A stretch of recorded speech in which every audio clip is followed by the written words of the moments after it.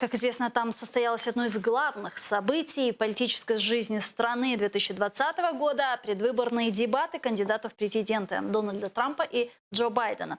Местом их проведения стал кампус клиники города Кливленд, штата Огайо. Согласно результатам опроса SBC News, победителем первого раунда очных дебатов между кандидатами президента США стал президентом страны Дональдом Трампом и бывшим вице-президентом Джо Байденом назвали Байдена. 48% зрителей. Трампа 41% зрителей поддержал. 6 из наблюдателей за дебатами сказали CNN, что экс-вице-президент лучше справился со своей задачей на дебатах, чем действующий глава Белого дома Дональд Трамп. Чем точно запомнились эти дебаты, так это такой яркой, жаркой полемикой, переходящей в оскорбление. Мы выбрали самые яркие высказывания оппонентов в этот вечер. Давайте сначала послушаем действующего президента Соединенных Штатов Америки Дональда Трампа.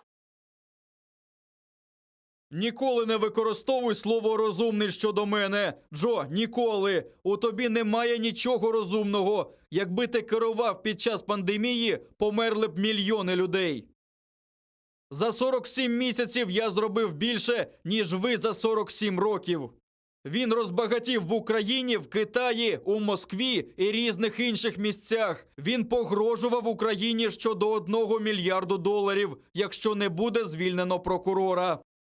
Я закликаю прихильників йти на дільниці для голосування і бути дуже уважними. Якщо це буде чесне голосування, я 100% виступаю за нього. Але якщо я побачу, як фальсифікують десятки тисяч бюлетенів, я не зможу з цим змиритися.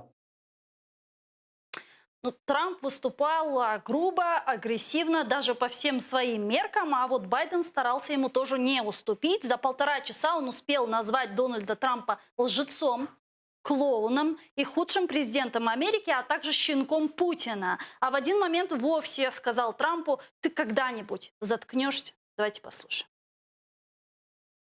Я тут не для того, щоб викривати його брехню. Всі знають, що він брехун. Багато людей померли і набагато більше помруть, якщо він не стане набагато розумнішим. За цього президента ми стали слабшими, більш хворими, біднішими, більш розділеними і більш агресивними. Стосовно того, що стали слабшими, я стояв обличчям до обличчя з Путіним і дав чітко зрозуміти йому, що ми не збираємося дозволяти це. Він щеня Путіна. Він досі відмовляється навіть сказати Путіну про нагороду за голови американських солдат. А что вы, важное для нас, почерпнули из этих дебатов?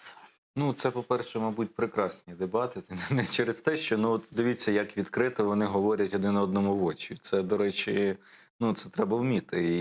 І один, і другий. Причому, що мені сподобалося висловлювання і одного, і другого. Сильні суперники. Я можу це констатувати, і мені здається, що інтрига зберігається все-таки до останнього. Хто б там що не говорив, що вже кажуть, Байден може точно перемогти. Я б так не казав, все-таки тут інтрига, ну, існує практично до останнього моменту.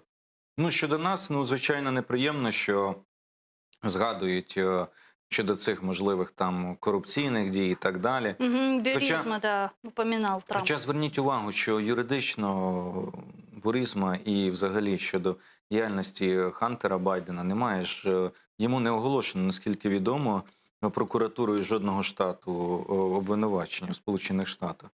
Ця тема, вона присутня медійно, навіть в Сенаті були слухання відповідні, вони ж поки що не завершилися нічим. Тому це, знаєте, це такий аргумент, який використовується в політичних маніпуляціях і добре ним використовується. В юридичній поки що нічого немає, але Байдена будуть цим, звичайно, скажімо так, підхитувати.